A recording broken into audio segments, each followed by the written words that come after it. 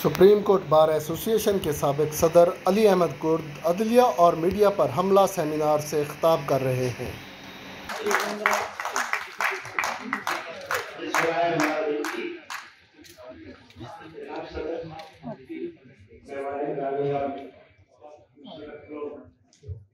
आज़ादी की सोच रखने वाले, आज़ाद जिंदगी गुजारने वाले, अपनी मर्जी और अपनी मर्जी के मुताबिक इज्जत और वक़ार के साथ जिंदगी गुजारने के ख्वाब देखने वाले आपके सामने बात करते हुए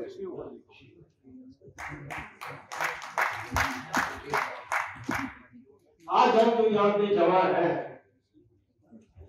और जिसका लगता है या महसूस होता है ये एक नई शुरुआत की इब्तिदा लगती है और वो नई शुरुआत ये हमारी किस्मत में लिखी हुई है। अयूब खान का दौर हो, बदतरीन और इंतहाई बदतरीन जो ज़िया का दौर था, परवेज मुशर्रफ का दौर था, इसमें सिर्फ और सिर्फ अगर कभी शुरुआत की है, कभी अगर किसी ने आवाज उठाई है तो हम मुकला नहीं। हमने जब आवाज उठाई है, ज़िया का दौर जिसको मैं हमेशा एक बहुत बदतरीन और बड़े बुरे अल्फाज में मैं याद करना चाहता हूँ, अभी ये मौका नहीं। उसके दौर में यही दौर शहर में उस वक्त आवाज उठाना, उस वक्त ज़िया के खिलाफ बात करना तो बहुत बड़ी बात थी। कोई शख्स अपने घर में बैठ के भी उसके खिलाफ बात करने की सोच नहीं सकता। हम यही वकील थे, यही काला कोट, यही काली टाई थी। उस जमाने में 3.5 और 4 हजार रुपया लाहौर में जमा हुआ, लाहौर हाईकोर्ट के लाहौर में जमा हुए और ज़ियाउल्लह को उसके लाहौर में, उसके दारुल खिलाफत लाहौर में, उसकी आंखों में आंखें डालकर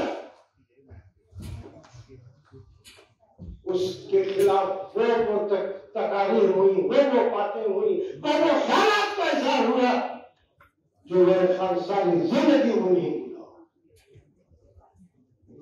सारी जमातें खामोश, ये हमारा कानून है, हमने कोई टेका उठाया नहीं।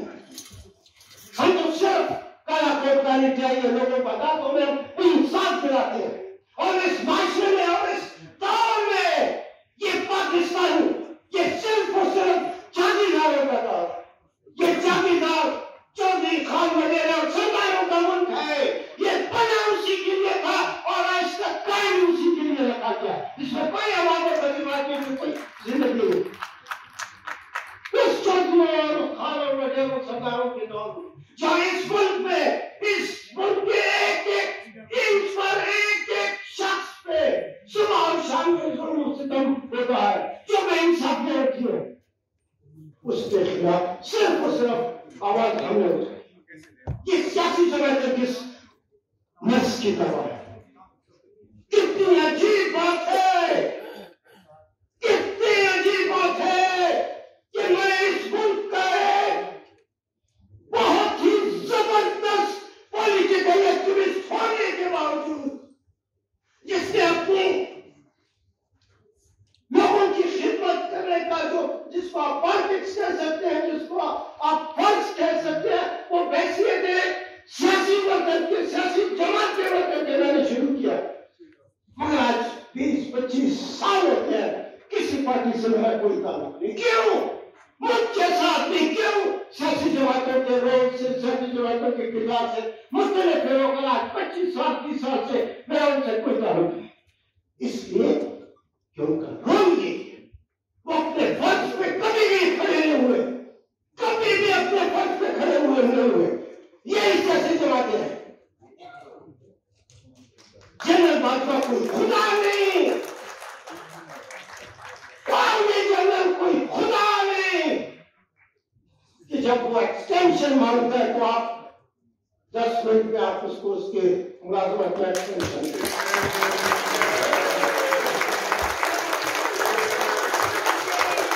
तो वो एक्सटेंशन मांगता है तो आप पार्लियामेंट में बैठ के 10 मिनट में उसको देते हैं और बाहर आकर मीडिया के सामने, साथियों के सामने आप रोना रोते हैं। क्या ये दोगलापन किसी? ये है वो दोगलापन, ये है वो दोगलापन के लिए हम कुछ 25-30 साल से तुम्हारे करीब नहीं गया, तुम्हारे करीब नहीं गया। आज मैं जिंदा हूं, तुम जिंदा नहीं, मैं उमर रहा हूं और तुम चूक रहे। आज इस बड़े मसले में तुम्हारे खिलाफ बात क्या सियासी जमातें हैं, क्या सियासी रहनुमा, क्या किरदार है तुम्हारा? पार्लियामेंट कितनी मुकद्दस जगह है, बहुत मुकद्दस जगह है। उधर जाके सिर्फ आपके गुरुओं को बिठा दिया। आपके गुरुए बैठे हैं या वो लोग जो जाल आदमियों की तरह सिर्फ अंगूठा चाप है और अंगूठा लगा। ये मुल्क ऐसे नहीं चलेगा। ये मुल्क किसी के बाप की जागीर नहीं है। ये मुल्क किसी के बाप की जागीर नहीं है। ये मुल्क उन बलोचों का भी है जिनकी मश्क शुदा नशर आप सुबह शाम पहनते। ये मुल्क उन पंजाब के गरीब लोगों का भी है जो रोटी कमाने के लिए जिनको इस खूबसूरत मुल्क में रोटी नहीं मिलती कप्तान के रास्ते से। ये मुल्क पंजाब के गरीब लोगों का भी है और बिल्कुल है जो कप्तान और मकान के साय समंदर से रोटी कमाने के लिए जब जाते हैं उनमें आधे लोग वापस अपने घरों को नहीं आते, वहीं पे खत्म हो जाते। क्यों? ये मुल्क सिर्फ जनरल्स के लिए बना है, ये मुसलमान जागीरदारों के लिए बना है, उनके बच्चों के लिए बना है। और ये मुल्क उन सिद्धियों का भी है जिसको आप इस मुल्क के अवाम ही नहीं समझते। और ये मुल्क उन लोगों का भी है बहादुर और बहुत बहादुर पठानों का मुल्क जिसको आप सिर्फ अगर वो फौज में आए और मलेशिया में आए तो आप उसको रोजी मुहैया करने का मौका देते हैं, नहीं तो ख्वार दर पर सारे मुल्क में। क्यों? इसलिए कि आप चाहते हैं कि ये मुल्क सिर्फ और सिर्फ उस तरीके से चले जिस तरीके से तुम इसको चलाना था, मगर नहीं होगा ऐसे। आज इस मुल्क में हर शख्स को बशमूल मेरे और इन सारे साथियों को ख्वाब देखने का और अपने बच्चों के लिए आज जुए और अच्छी जिंदगी का ख्वाब देखने का हमारा हक है। मगर जब आप ख्यालात के इज़हार के लिए नहीं छोड़ते, जब उस शख्स को जिसको तकलीफ पहुंचती है, जब जिसके घर में रात को अपने बच्चों के लिए रोटी नहीं होती, जब वो जीतना चाहता है, जब वो बाहर आके खेलना चाहता है, तो सहाफियों की सूरत में, मीडिया की बंदिश की सूरत में, दूसरे सूरतों में किसी साथ के हमसाये को ही पता चलता कि ये आदमी बाहर आके जो चीख रहा है गूंज रहेगी। आप नहीं रोक सकते। मतीउल्लाह जान और हामिद मीर को किसी का बाप भी नहीं रोक सकता।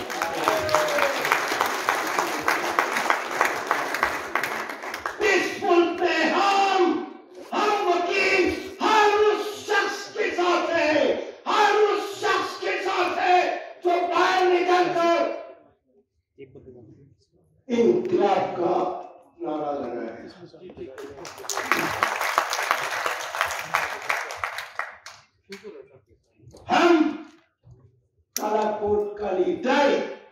हम लोगों की आवाज, हम लोगों की आवाज, उन गरीब लोगों की आवाज है, उन मजदूर लोगों की आवाज है, उन गरीब मिस्किन लोगों की आवाज है, जिनके घर में रोटी न होने की वजह से जो है एक बदतरीन किस्म का जो है बेचैनी है। हम उनकी आवाज, वो जो सोचते हैं हम बैराग उस आवाज, हम आज इस मुल्क के गरीब और मजलूम लोगों की आवाज की गूंज है, हम गूंज है, कोई माई का नाम इस गूंज को रोक सकता है, दबा सकता है, तो वो भी आ जाए, हम भी सामने खड़े। इस मुल्क में इस इंसान की तारीफ आप उठाकर देख लें। ज़लज़ले आए लोग भूल जाते, कोयटे का ज़लज़ला लोग भूल गए, अहमदाबाद का ज़लज़ला लोग भूल गए, जापान में ज़लज़ले आते हैं और कितने बड़े बड़े साले होते हैं, सुनामी हो, लोग भूल जाते हैं। मगर एक चीज इंसानी तारीख में कोई शख्स भूल नहीं सकता, वो अवाम का इंकलाब होता है, और जब इंकलाब होता है तो हर चीज आगे आगे भाग रही होती है और पीछे पीछे लोग उनका पीछा करते हैं। आज लोग इंकलाब फ्रांस, इंकलाब रूस और इंकलाब ईरान को याद रखते हैं। हम खून खराबे के आदमी नहीं है, बहुत पुराना लोग हैं, बहुत पुराना लोग, मुझसे ज्यादा पुराना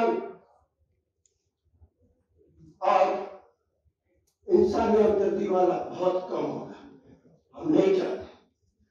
मगर लोग जब लोग मिलते हैं तो हर शख्स जब उसकी आंखों में गुस्सा उतरता है तो उसके पीछे फिर खून भी गिरता है, तो खून गिरने इस मुल्क में नहीं।